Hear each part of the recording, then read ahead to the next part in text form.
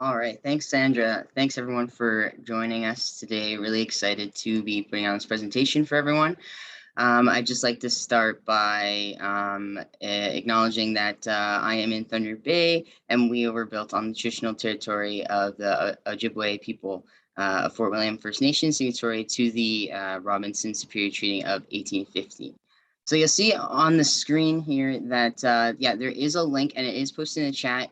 Feel free to interact. There are a few slides where we'll be able to, you'll be able to submit your answers in a couple different ways, but we'll kind of get to that when we get to those slides. But if you want to open the tab on your device, just to kind of have it ready, and then I can activate it when we get there. But a little bit about me to start. So I am employed at Frontier College here as a community coordinator. I graduated from the social service worker program here in Thunder Bay in 2017. But I've always had a passion for educating and empowering people. So I started with Frontier in September of 2020, and before I knew it, I was integrating social emotional development into my reading programs without even realizing it, which was kind of cool. And then I started learning a bit more about social emotional learning and started doing a bit more purposefully, which is what we're going to be talking about today. In this presentation, I'm going to be using some examples from my reading club. So we can go over some activity examples and then even a couple books that I've used as well. We're going to go over the 5 core competencies, but we'll get into that. I encourage interaction. There's a lot of time for reflection in this presentation. If you have any questions, please post them in the chat. If I see them, I will get to them. If not, then we will get to them at the end, okay? But yeah, feel free to reflect. And if you do have anything that you'd like to add, just raise your hand or put it in the chat, okay?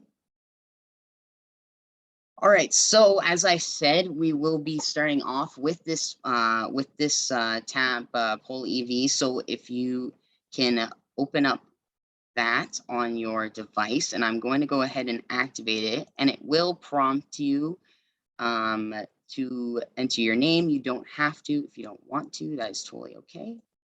And what we're going to do is we're just going to check in, see how everyone's doing. I know we've already gone through one presentation, so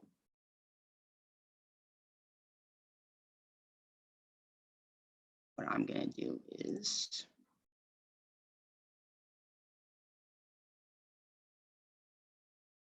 see how everyone's feeling.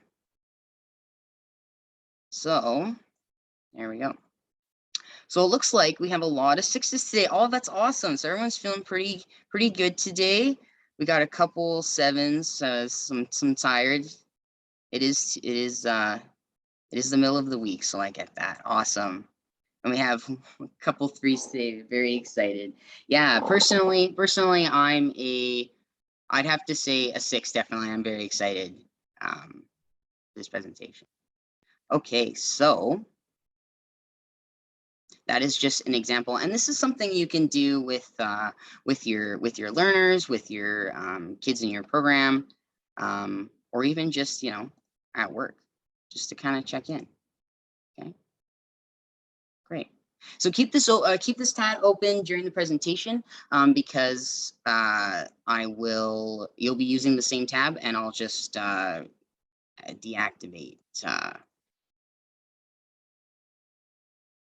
it as we go along. Okay. So our table of contents today, we are going to talk about how every place is a learning place. We're going to do a little word wall activity. We're going to talk about what exactly social emotional learning is, an iceberg of reading, some core competencies, your role, and a little breakout scenario. So we're going to have time to actually chat in breakout rooms about a scenario just to kind of apply things that we've learned throughout the session. And as you'll see, we also have a little definition dude here in the corner. So refer to those for little definitions throughout the presentation. Okay, so every place is a learning place. So here at Frontier College, we have a slogan that every place is a learning place, and I decided to use that for this presentation as well, because every place is a social emotional learning place, and you can do this at home, at school, at your appointments, at sports, even hanging out with friends. And you can incorporate it into any type of activity, whether it's summer camp, in the classroom, daycare. But today we're going to be focusing on the 5 core competencies according to the CASEL framework, and CASEL is the collaborative social emotional learning framework that go into CEL and how to integrate them into your educational programs and activities. There's always time to develop emotional intelligence and resiliency.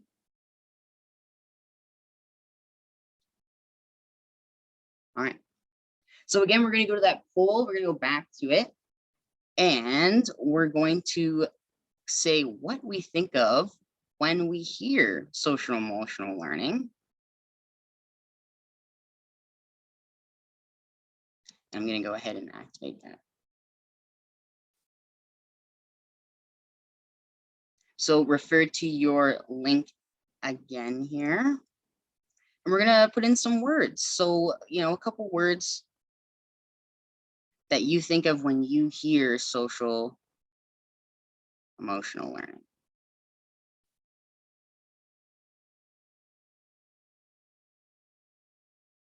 All right. So we have awesome. There we go. So we have self-regulation, regulation, awesome. Mindfulness, great. Yoga, yeah. Empathy, amazing. Social, yeah. Emotions, yeah. So tons of stuff, right? Healthy, kindness, yeah, amazing. Thanks everyone for participating. Strategies building, complex, yeah, definitely. There's so much that goes into it, right? Nice. All right, so yeah, as you can see, there's tons of things that go into social emotional learning. And, we're just going to touch on a few things today.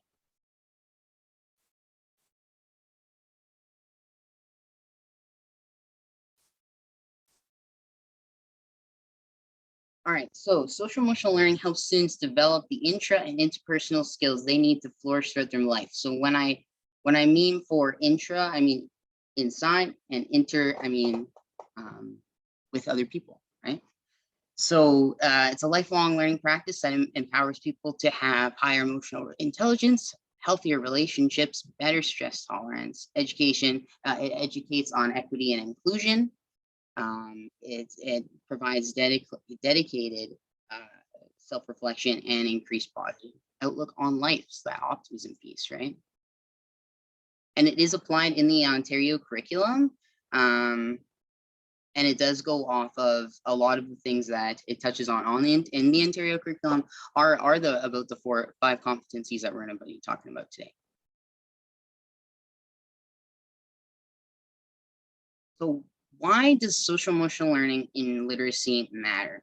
So social emotional learning advances educational equity and excellence through authentic school, family, community partnerships to establish learning environments and experiences that feature trusting collaborative relationships. So we all know why literacy is important. It's important for jobs, it's important to shop, it's important for communicating, even to know what's in our food, right? But why else is it important? What does it actually teach? What does literacy actually teach? So it teaches critical thinking skills as well as social emotional learning. It teaches relationship skills through looking at characters. It even teaches, social awareness and cultural awareness. But reading is a lot more than just, learning how to pronounce words, or rather using a comma rather than a period, right? Through learning, we can give kids the foundational tools and skills to be healthy and competent adults, which is the building blocks for all learning success. And this is I designed this through guidance with the Scarborough reading rope, which is a foundational tool used to access assess and demonstrate what goes into skilled reading. So on the bottom here, on the top, you see that it's vocabulary, grammar, phonics, which is, learning pronunciation, or words, the letters that go together, what sounds they make. But then under the iceberg, you have everything else that goes into it, right? That emotional intelligence, cultural awareness, dedication, hard work. It takes a lot of hard work to learn how to read. We don't just do it in a week, right? Critical thinking, and teaches values and ethics. Right? All right, so now we're going to get into the nitty gritty here. So the 5 core competencies. So what we're going to talk about today is self-awareness, self-management. So self-awareness is reflection, more so. Self-management is what to do with that reflection, how to manage your emotions. Responsible decision making, so that's creative and critical thinking, planning, social awareness, which is diversity, culture, which goes into healthy relationships. And you can see that these kind of all go together in a way that's holistic, right? Holistic being encompassing all parts of us.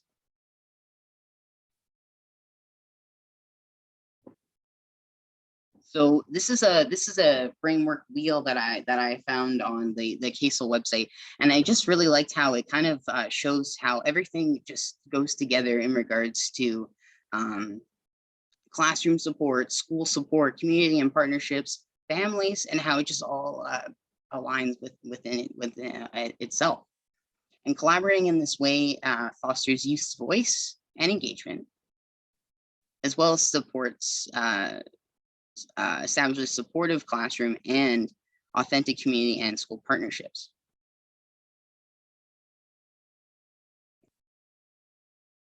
It touches on inequities like race, class, language, gender, and sexual identity and orientation, and other factors that are integrated into the majority of systems, and these things that impact student and adult social emotional development and learning.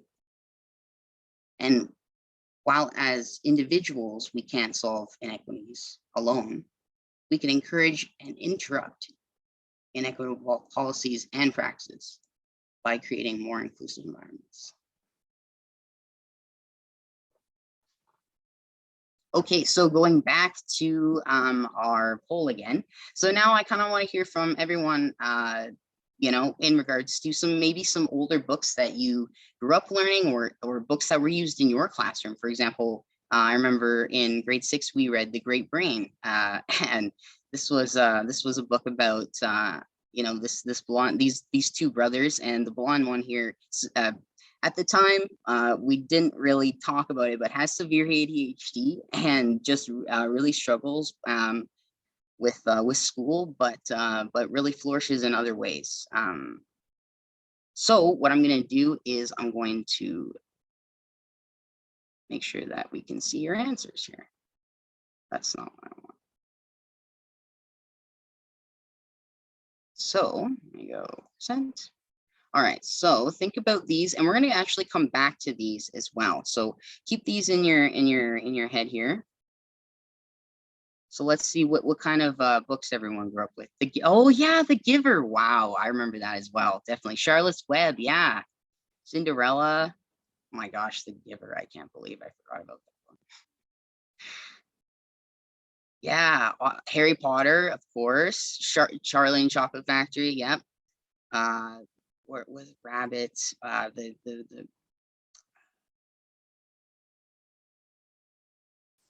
I know it might just take one word, but oh yeah, Matilda. I can kind of make sense of some of these. I apologize about that. Yeah, Tortoise and the Hare, definitely. Yeah, I'll show you. Sorry. Mice and Men. Yep. Awesome. James and the Giant Peach. Yeah, so these are great. These are great traditional books that we've kind of all grown up with, right?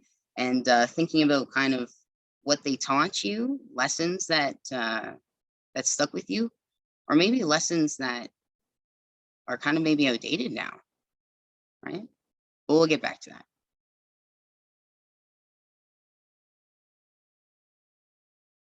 All right, so we're gonna go back to our presentation here. Awesome. Thanks everyone for sharing. Great. trip down memory lane there for sure. Okay, so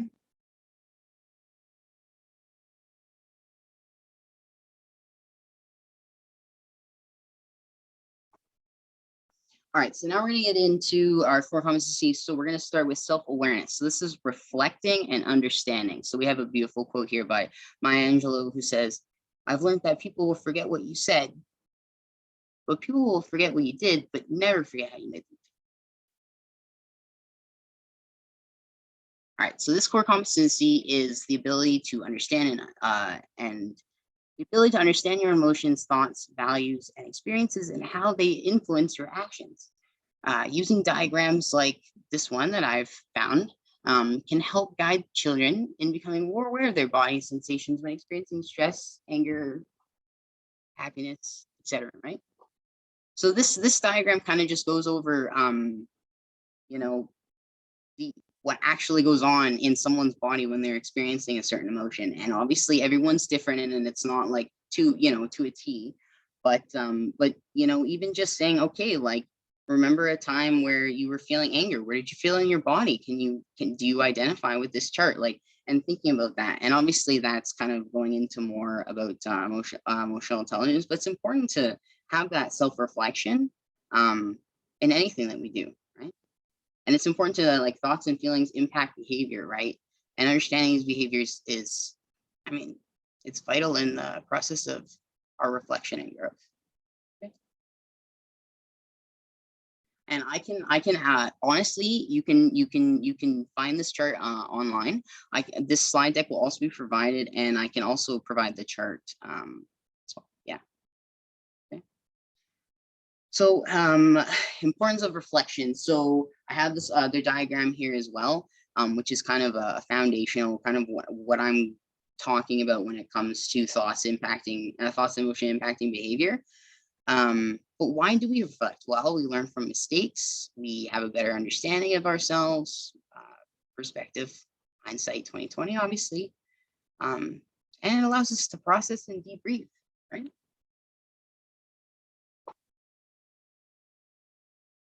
All right, so this is just a reflection exercise. I just want everyone to kind of think about one of their favorite teachers growing up, right?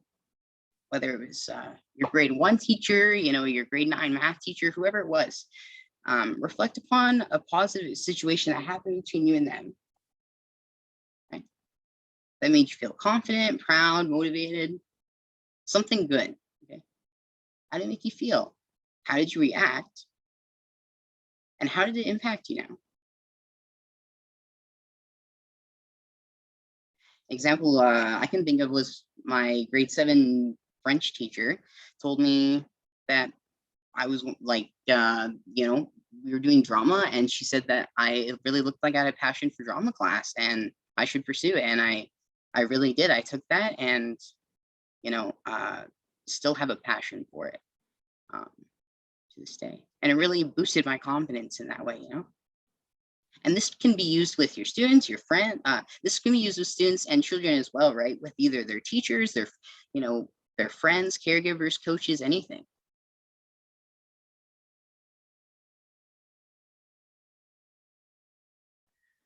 Okay, so now this is an example of a literacy activity that we can do when it comes to self-reflection. So we're looking at characters. So this book, The Bad Seed by P. Oswald, is one of the books that I used in our reading clubs. And it's about a bad seed who has bad temper, bad manners, bad attitude. He's been bad ever since he can remember. But what happens when he starts to change his mind about himself and decides that he wants to be happy? So the themes in this book are self-fulfilling prophecies, choices, acceptance, cause and effect, and change. So reflecting on characters, their actions, feelings, and perspective can create empathetic and relational readers. And when I mean relational, it's actually a type of literacy. Relational literacy is the understanding / ability to practice healthy ways of relating, right? So then an example of this activity could be this, right? So this is an example. You could make any sort of activity when it comes to self-reflection and books, right? But this is just a little worksheet that you can do with your kids, or provide for them to do on their own. It's talking about empathy. So it's really about like reflecting, and you can self-reflect. You can also reflect about other people's actions. You can reflect about in literacy. You can reflect about right the characters' actions, how you can relate to it, how you don't relate to it, how it makes you feel, right? And then there are some like prompting questions here, like how do you think the behaviors impacted him? How do you think the others, or how would you think his behaviors impacted others, right? So it's getting to think on both perspectives. And then we have some follow-up discussion points here. Um, how can we use a cause and effect model in our everyday sessions, right? This happens, I feel this way about it, so I do this kind of thing.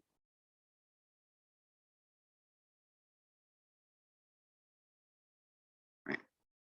So self-management. So this is more about regulating those hard emotions, or even positive emotions that come up. And we have a quote here by Claude Steiner who says, "Emotional literacy helps your emotions work for you instead of against you." Um, all right, so this core competency focuses on somebody's action to regulate and control their emotions. For example, this can mean improving in areas like stress management, organizational skills, ability to set goals, impulse control, self discipline. And this is where we find a lot of neurodivergent children struggle, is that self-management part, because we know that a lot of, for example, ADHD, a lot of children with ADHD have a hard time processing emotions, or even things in general, it takes a bit longer sometimes. With that impulse control, right? Children with ADHD, you know, struggle with impulse control. So there's a lot of things where it's starting to come into effect, where we're looking more at not so much like the behaviors, but what cause the behaviors and how we can support um, children.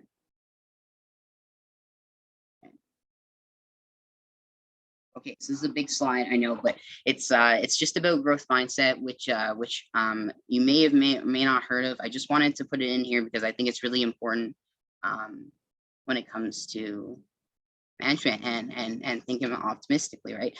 So um, so there's a fixed mindset, which is, people with this kind of mindset think that when you're born, you have a threshold of intelligence, that's kind of as smart, whatever that you can get in life, right? For people with a growth mindset, think that your brain is more like a muscle, and if you work and you try hard, work hard, um, you can do anything, right? So if you take a look at this, you can see some of the things that kids may say, right? Um, I can't do this is a big one. Um, I made a mistake. I can't do math, right? But it's all about, I'm going to train my brain. Mistakes help me to learn better. Okay? And then this helps kids think about more about their strengths. And a strength-based perspective is the belief that people have inherent strengths, and it instills a sense of empowerment uh, in terms of their own goals and aspirations, right?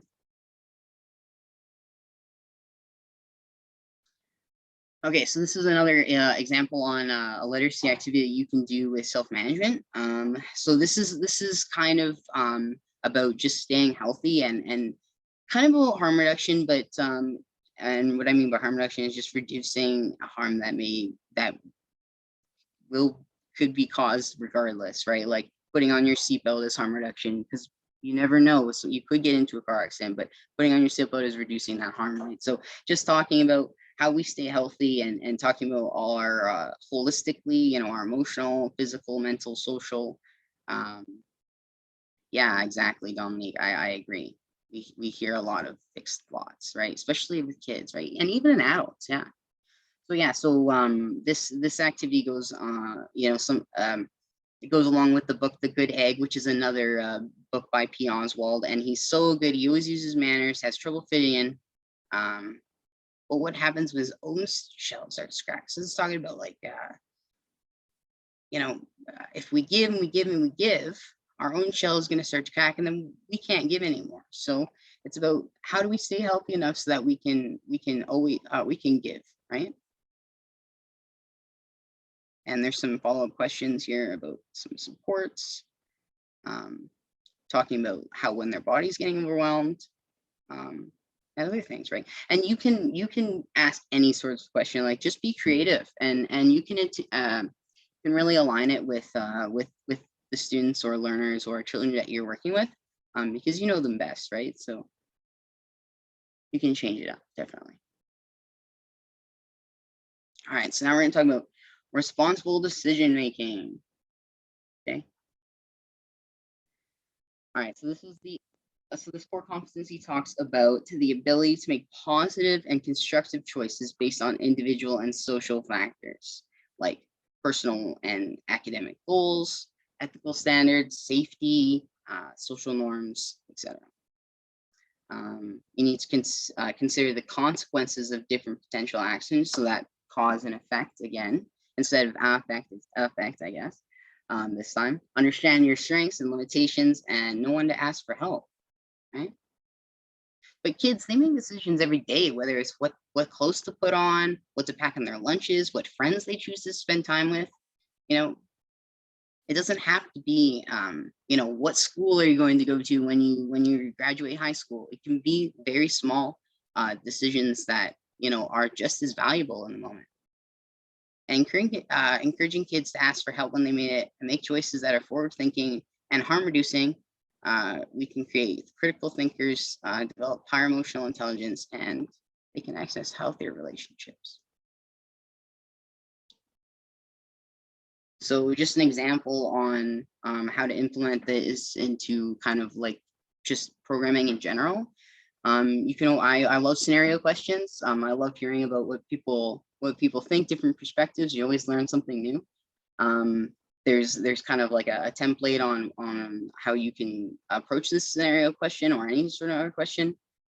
So you can identify the problem, analyze the situation, brainstorms different solutions, consider your ethical values and responsibilities, and then evaluate and reflect, right? So this scenario, kid has an exam in the morning, the new Batman movie came out, you want to go see it with your friends. When you mention the situation with your parents, they ask if you feel confident enough to skip studying tonight. So they give you the option. So they're saying, okay, the ball's in your court. How do you feel about it? This is obviously giving this to a kid as a scenario. And I left this open to say, what do you do? Because I really wanted to give learners the kind of ability to critically think and be like, okay, what would I do? And then, even come up with different situations and different solutions, whether it's studying before, going and studying after, getting up early, or, missing it entirely and studying, or, not studying at all and going. But regardless, there's going to be a consequence or a cause and effect, right? So, and then extension idea is going to be have students come up with their own role play scenarios. So, and then get them to role play it, right? Like, and that's where the drama kind of part comes in that I was talking about earlier. And this can come into any kind of games, right? So it doesn't have to be a scenario. It doesn't have to be a worksheet. It can be in life. It can be in Scruples, which I believe is an online kind of choose your choice kind of game. Even Minecraft, like where you're going to build stuff, right? Monopoly, musical chairs, even. And then an extension of this is, okay, well, how can we talk about equity when it comes to decision making? When I talk about this, like responsible decision, well, musical chairs, okay, a kid can make the decision to sit or not sit or sit in a certain chair. But in even deeper, a kid can make the decision to, let the smaller kid get in the chair first because they're bigger, right? That's equity. That's thinking bigger than just win or losing. Okay. So it's important to think about how can we promote equity and how can we promote social emotional learning skills in things that we do in our day-to-day lives. Right? And even just talking about like this would you rather game that we have here, talking about like cause and effect, and even like would you rather explore the space or the ocean? Okay, well, how are we going to determine that? Well, safety, interests, obviously, etc. Right? All right, getting to social awareness here. All right, so social awareness is about improving skills like your ability to empathize with others, take perspective, awareness of different diverse individuals and groups, and understanding of equity, right? So we're seeing how they all kind of align together, these core competencies. Understanding how society impacts us social and economically dictates how we interact with each other and our systems. Okay? And it's important to challenge outdated morals and find empathy.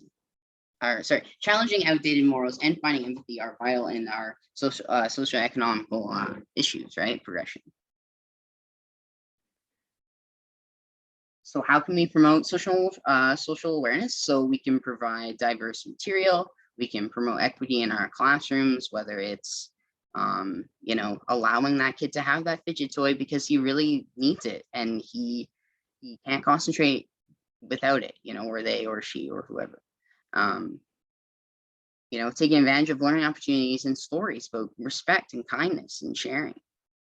Talking about character body language, tones and visual cues and social norms, right? When it comes to those things and what they mean and how we can communicate that. Conversing about cultural differences, settings, languages. Supporting children understanding how we use literacy in our day-to-day lives, texting, communicating with friends, Facebook, and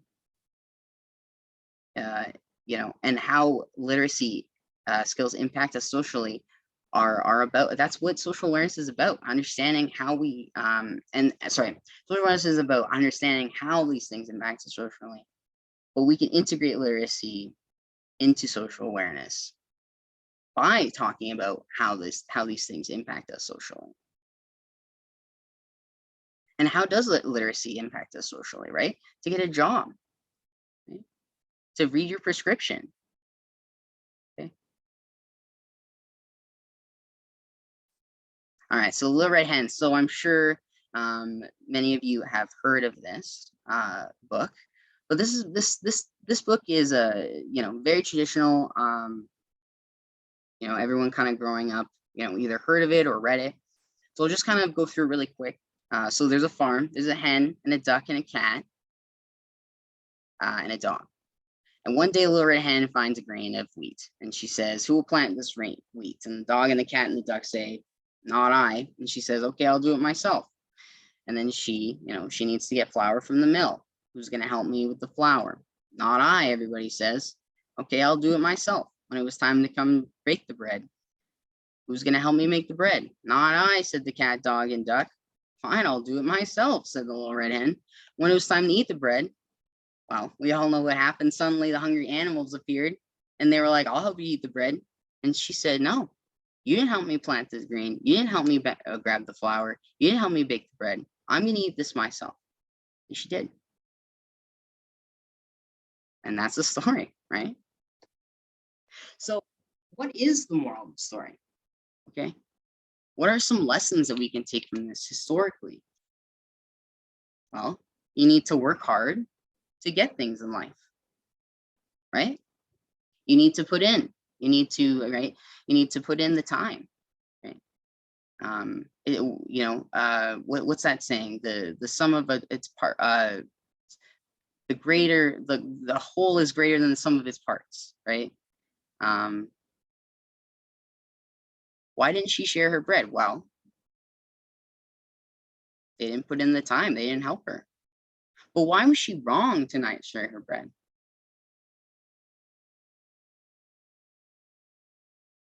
Right?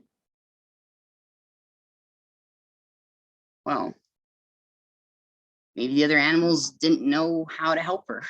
Maybe, and we could label them as lazy or whatever, right? But at the end of the day, like, she didn't even ask what was getting in the way of helping, right?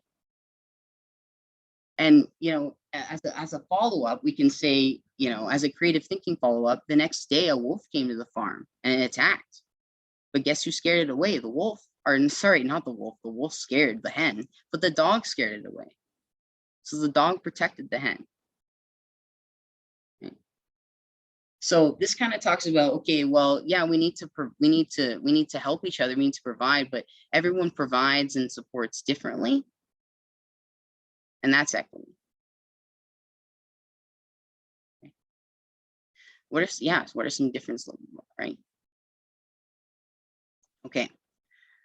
So thinking about the book that you thought about at the beginning of our presentation here, right? Mine was The Great Brain, talking. And so talking about that, what are some lessons that book or, story taught that are kind of outdated now and kind of not empathetic, as empathetic as we thought they could be, right? In The Great Brain, some punishments, for this kid who had ADHD that was clearly undiagnosed were pretty harsh, and he was alienated in a way.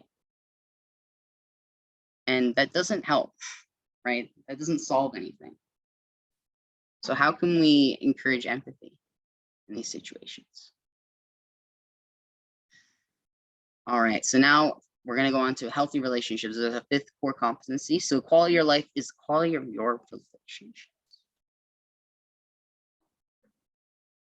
All right, so this is about your ability to make positive connections with others, take their emotions into account in order to establish and maintain healthy, mutually rewarding relationships. Talking about boundaries, right? Talking about communication, talking about empathy. Some skills in this may include understanding social behaviors, cultural awareness, effective communication, and ability to empathize, okay, and compromise, right? Okay, so another, body language, right? So talking about healthy relationships in regards to a literacy activity. So the cool bean, another story by Pete Oswald. You can see a theme going on here. So this is a story of a bean that doesn't seem to fit in. One day, an old group of friends, the cool bean, show him a thing or two about fitting in. This is a good one. This story poses the question of what really is cool. So this one gets kids thinking about, what is a friend? What do I want in a friend? What kinds of friends are there? How can I be kind? What is belonging?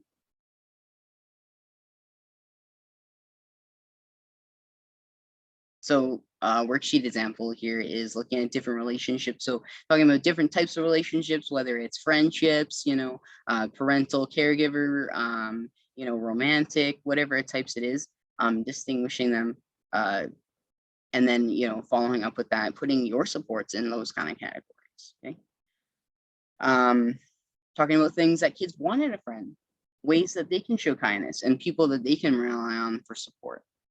And that kind of goes with self-management and self-reflection as well, right? Where people that they can rely on asking for help and being able to ask for help.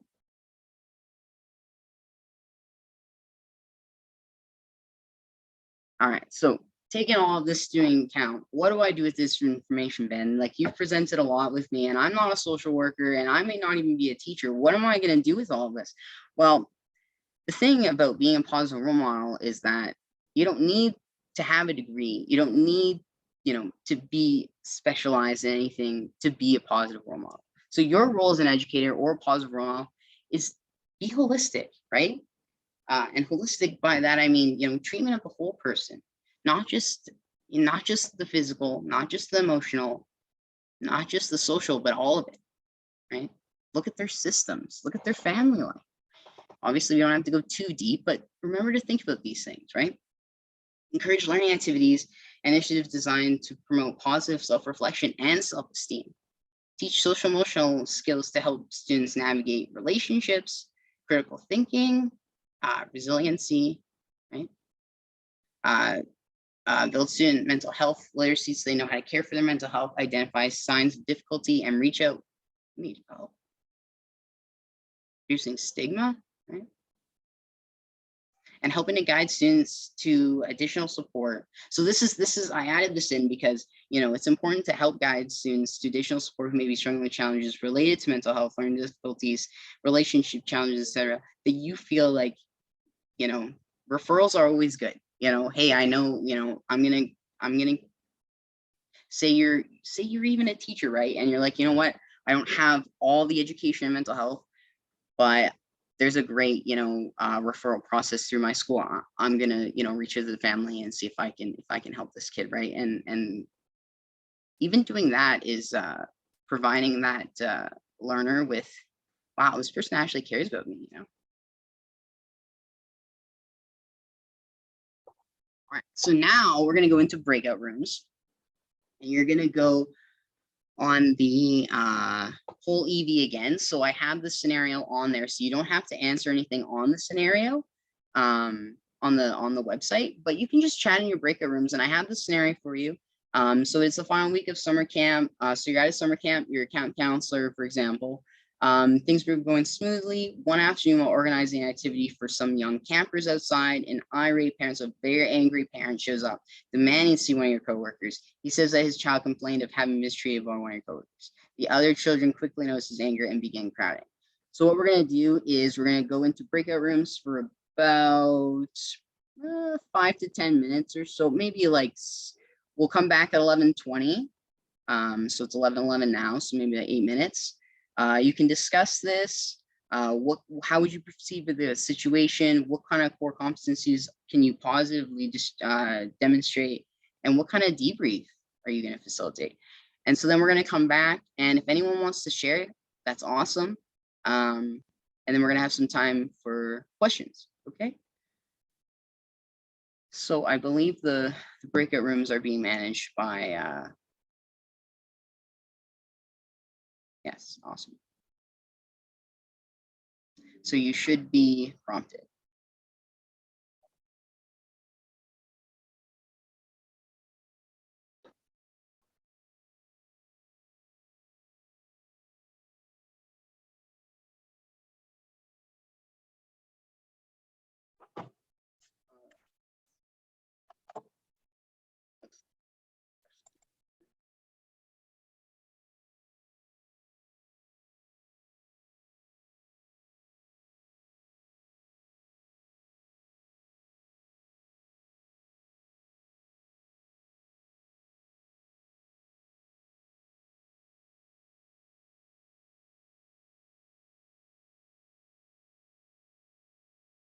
All right, welcome back, everyone. As everyone's joining back here. Great. All right. All right, welcome back, everyone. Okay, I hope everyone has some great discussions. We do have a bit of time here if anyone wanted to add anything and unmute, and if anything stood out in your breakout rooms, or if you wanted to mention anything that you folks talked about.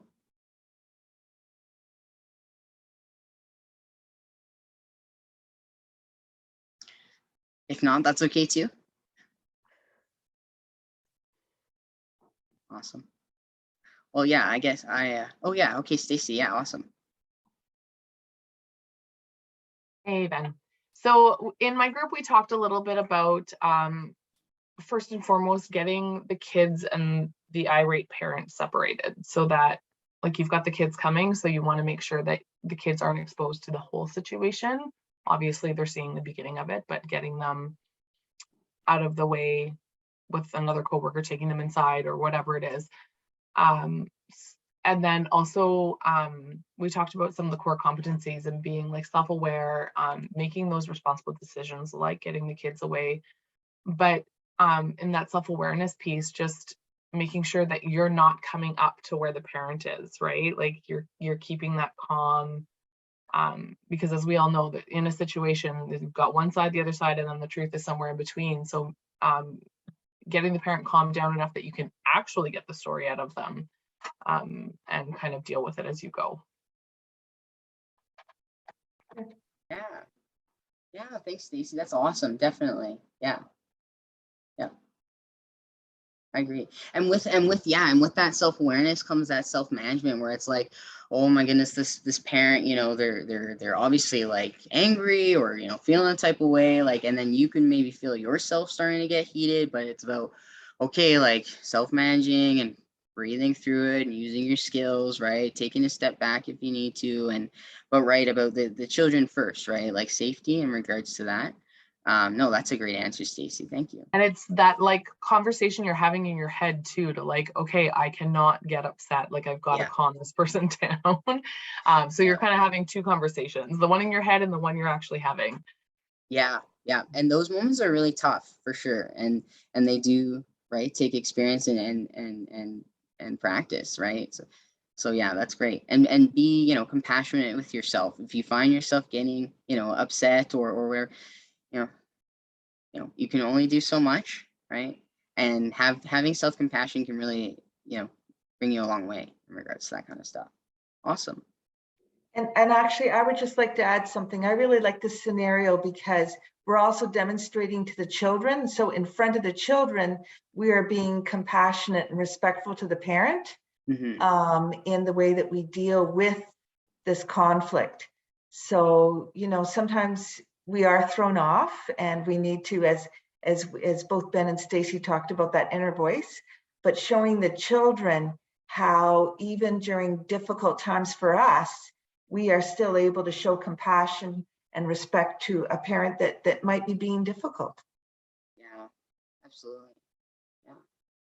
And that's where that positive role models comes in, right? And you can be anybody to be a positive role model. So yeah, absolutely. Thanks, Sandra, for sure. All right, so if we're good with that, we're going to move on to our last couple slides here. So some final tips to encourage positive social emotional. So we're going to facilitate conversation with our kids, right? Like we're not going to talk to them like they're babies, like we're going to talk about emotions. We're going to talk about hard stuff with them. We're going to use real life examples, be open-minded, and encourage others to as well. We're going to offer diverse materials, foster trusting and collaborative relationships, not just with our students, but with our schools, with our families, caregivers, with our communities. We're going to reflect, support them holistically, the whole part. Encourage community engagement, leadership, and partnerships, and use online resources like Knowledge, Hook, and others. Okay.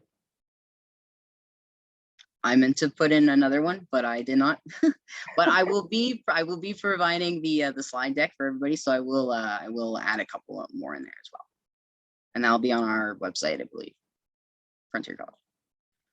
And then a few other children's books. Okay, so we have The Misunderstood Shark, Bad Case of Stripes, Boy with the Big, Big, Big Feelings, The World Needs More People, Purple People, and Same but Different too. And there are others, right? And Sandra provided me a great link to a website that has tons of social emotional learning books for kids, which we'll also provide in the slide deck. Okay.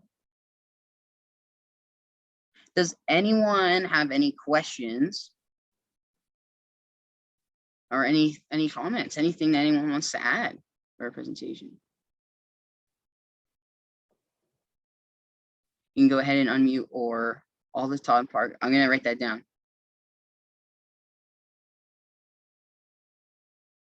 In the chat or unmute. Go ahead.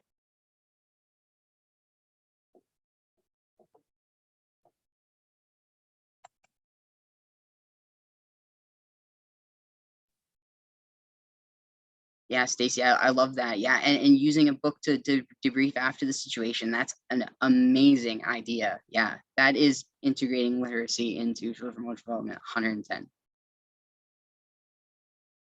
Thank you, Reggie.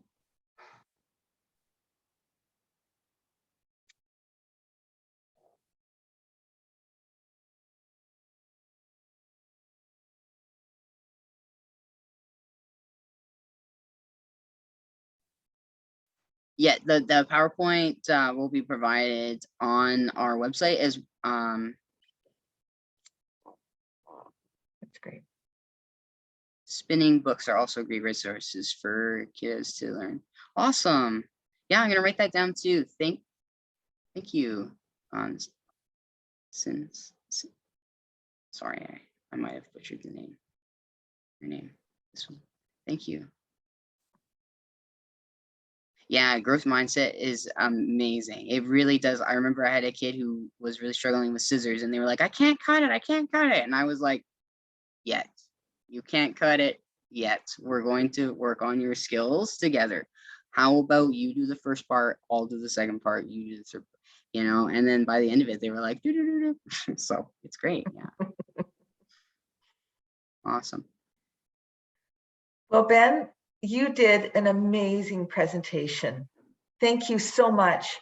And I love the framework that you gave for your presentation, that to look at social emotional development, you know, in various components. So I love the framework. And also in the past, we've always talked about this is shifting the conversation from talking about children's behavior, you know, bad behavior in children, to fostering social emotional development that comes out in so many positive ways. Yeah. So thank you for reframing that conversation as well. We now have a 15-minute break until the next workshops. So if you are in workshop number 6 on discussing special education resources, please stay on this link. And that workshop will begin at 11:45. If you are in TBO Learn, grades 7 to 12, click on the link in the chat that will be posted in a sec. Or it's also on the agenda that was sent to you by email yesterday. That's back to link 1. So